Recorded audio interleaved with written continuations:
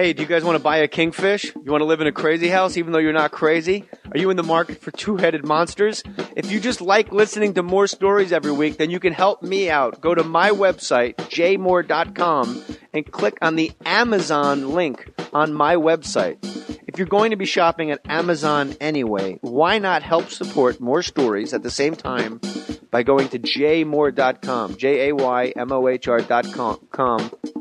bleep, and then click on the Amazon link to their homepage, and then you can shop for whatever you want. Instead of me pushing a product on you, you can just simply go to Amazon.com through jmohr.com and get any product you want. I mean, I do a lot of favors for you, don't I? I ask you for one thing here, Henry. Go to Amazon.com through jmohr.com. Look, this is Harvey Keitel. Go to jmohr.com. Click the link. Who's going to be okay at Amazon.com through jmohr.com? Say the damn words. Do me a favor. Help us out. Help keep this podcast rolling. You know how much money I got to pay Matt Cohen every week? Go to Amazon.com through jmohr.com, and I will personally mail each of you $15 million. Part of this was made up. I am fired up. Fort Lauderdale, FLA, baby. The Improv, Friday, March 16th. I'm at the Fort Lauderdale Improv. I'm also there Saturday, March 17th. And, of course, the Cool Show, Sunday, March 18th. You know why it's cool? Because you got to go to work the next day, and you don't give a darn. As Colin Quinn would say, you don't give a care. You're going anyway, even though you got to go to work. West Palm Beach Improv, Thursday, March 22nd. Friday, March 23rd. Saturday, March 24th. Come on, peeps. Let's make it happen. And Canada? Where you at, Canada? America's tiny little hat. River Rock Casino in Richmond, British Columbia, March 30th. Thank you for listening to me blather. Now, on with the show. Put your name on it. Just put your name on it. That's all I say. Be a man or a woman. Put your name on it. Well, I'd like to hear about it, potheads. How the fuck you gonna know how to be great if you don't study greatness? Look at the game tape. Donuts.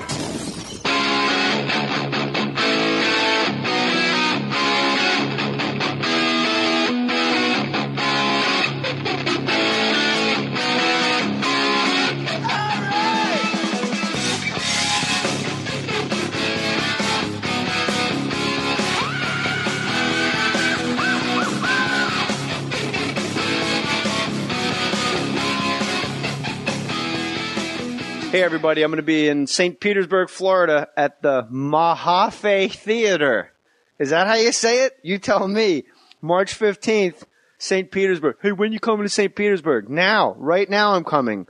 March 15th at the Mahaffey Theater. Oh, just buy tickets so I know that I said that right. Fort Lauderdale Improv, March 16th through the 18th. West Palm Improv, March 22nd. March 24th, hey, Richmond, what is up, Canada, March 30th. I'm at River Rock Casino in Vancouver. See you there. All right, Brendon Walsh is our guest on Mohr Stories. Great comic. Have you ever been to Vancouver? I have been to the Couve. The Couve. The Couve. Isn't that the Courtney Cox show? Couver Town. The Couve. That's the show within the show. Is the show that's all about the Couve. The Couve's great. Were you up there? You going up there? I'm going there. It's funny you should ask. March 30th, I'll be at River Rock Casino. River Rock Casino. It's fun, dude. Couve. It's fun up there. I haven't been to a Canadian casino. They're just like us. Yeah. They like to smoke cigarettes and wear sweatpants and lose all their money. Yeah. And sometimes if you're real still, they'll let you come up and pet them. But River, I love Vancouver. Did you know? Yeah. I think it's like 50% Chinese. You know, the further, I mean, it starts in San Francisco. That's where it starts. It starts there. There's a huge Asian population there. It's because of the railroads. Oh my God! You think that's where? Because is that where the railroad? Now I can't even talk. Is that where the railroads ended? So everyone just went, actually, we're done now, stay here, live. I'm just spouting off. Somebody just told me that once, that because of the railroads, but I don't even know. I guess when they were building railroads, the Asians were good at it. So they all came, and San Francisco was like a hub of railroad building, I guess. You spent a lot of time in San Francisco. You and I worked do. up in San Jose together. We did. And you're one of those guys when I didn't really know your act. And then when you were on stage in front of me in San Jose, you're one of those guys, it's immediately apparent, oh, this is a headliner that just happens to be middling this week as a favor for me. So thank you for that. Oh. Yes. So you're super funny. You're from Philly. And you know what? How about this is the new insult on the message boards and stuff. You wash everybody's balls so hard, bro. You're so you're speaking hyperbole. Like, yeah, they're my fucking people that I think are great. Oh, they say you're washing people's balls. Yeah, like Eric Roberts was here. What am I supposed to tell him? He's fucking average for an hour? For 2 hours, go, Pope of Greenwich Village. Not my thing. I do a good Eric Roberts impression from Pope of Greenwich Village. You want me to make just this part. I'll just do the one. This is my. I took my thumbs, Charlie. I took my thumbs, man. Charlie, I took my thumbs. You took all of these? Yeah. Oh, we should do that. Mickey Rourke, like super bizarrely sensitive. Yeah. Mickey Rourke. Yeah. Oh, that's a great movie. I just watched that recently again. It's incredible. Yeah.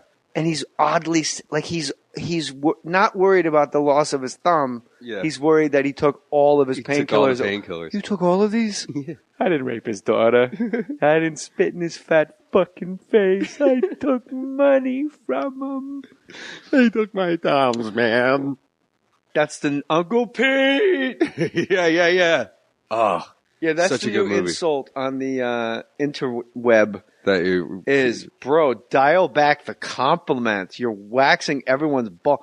Hey, why don't you jerk Jim Jeffries off a little more? Whoa, you and Aisha. Well, that was a little over the top. I heard you jerking him off on the podcast.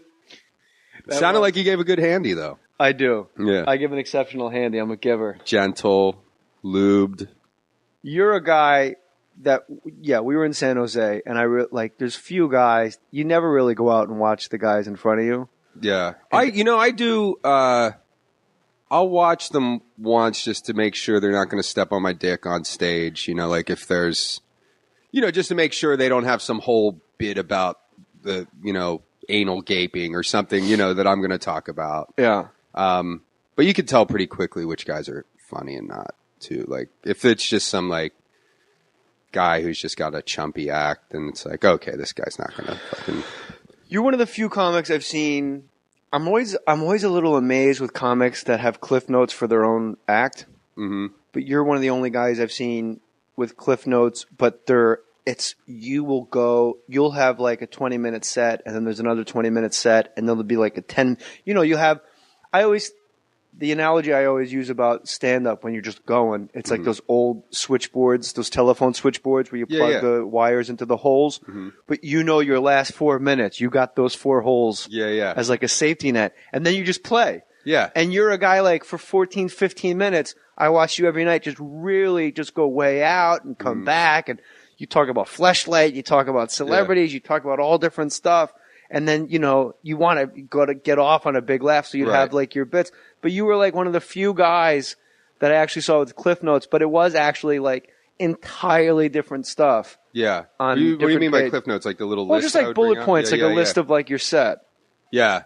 Yeah, that's a weird crutch. Or it's not even a crutch because like I don't even really look at it, but I want to have like a little list in case I fucking completely lose my mind in the middle of my set and just can't remember anything. Yeah. So it's like, oh, right, okay, that birthday cake joke. That'll get people back.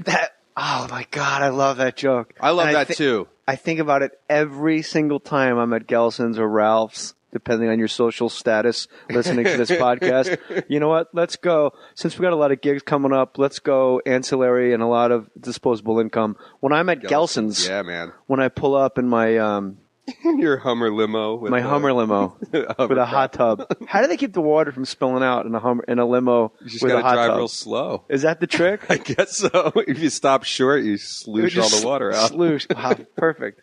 First use of the word sloosh in the history of Mohr Stories. And of course, it calls from Brendon Walsh. I think of your cake story every single time. I'm going to go do it soon. I've never done it for real. I've never had any of those cakes made. And I'm going to go do it with my buddy Doug. we're going to go get some birthday cakes made. Is Doug worthy of a last name for... Doug Loosenhop, DJ Doug Pound. Oh, shit! You know him? That's my motherfucking man, Yeah, he's dude! great.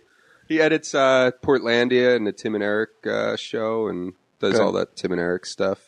That's good stuff. You fucking... Wow, you're all over Doug, man. Let him up. Stop washing his balls. I'm totally washing and waxing Doug's balls. What cakes will you have made, Brendon Walsh? We're going to get... Well, you know, he's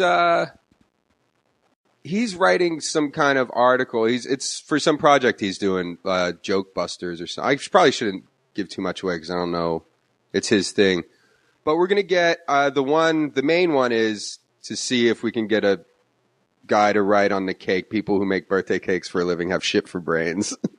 Get the guy to write that on a cake. I see. That's something I never heard you do. It's part of the joke, yeah. But it's in the, like, there's the 3 parts of the joke is like you can get, it's all about just being an adult and you can do, like, there are perks, like you can do whatever you want without people yelling at you. And one of them is like you can get birthday cakes whenever you want. You don't have to wait for somebody's birthday to roll around. You can go get cakes and get whatever you want written on them. The guy has to write what you tell him to because you're grown up and you're paying for it. So the cakes, you can get 3 cakes and then just have the guy write breakfast, lunch, and dinner on them. and then just stand there and eat one right there in the bakery because you can. You're an adult. And when the guy goes, what are you doing? You go, lunch. Yeah, I'm eating my lunch cake. Fuck, what am I doing? I'm not going to eat my dinner cake at 1 in the afternoon. I'm not insane. I have an internal clock. I can see the sun's up. Mind your business and keep pasting. That's so maybe we'll do those. I mean, you know, it could run into a lot of money. And then the people who make birthday cakes for a living have shit for brains, which hold on. It could run into a lot of money. Yeah, getting like 5 cakes, you know, that could be a lot of dough. Oh, I thought you meant like you could make a lot of money on this idea. I was like, how do you see this playing out? Yeah, that's a big pyramid scheme with birthday cakes. But just getting the breakfast, lunch, and dinner ones. I will front you the money for. I'll front you 8 cakes. Oh shit! I will sponsor this. Okay, well then we'll go straight up. The crowning jewel of them is, and this was the oldest part of the joke, is getting a birthday cake, like a big fancy cake, and make them write on it, happy 5th and final birthday on the cake with a sad clown with a wilted flower on there.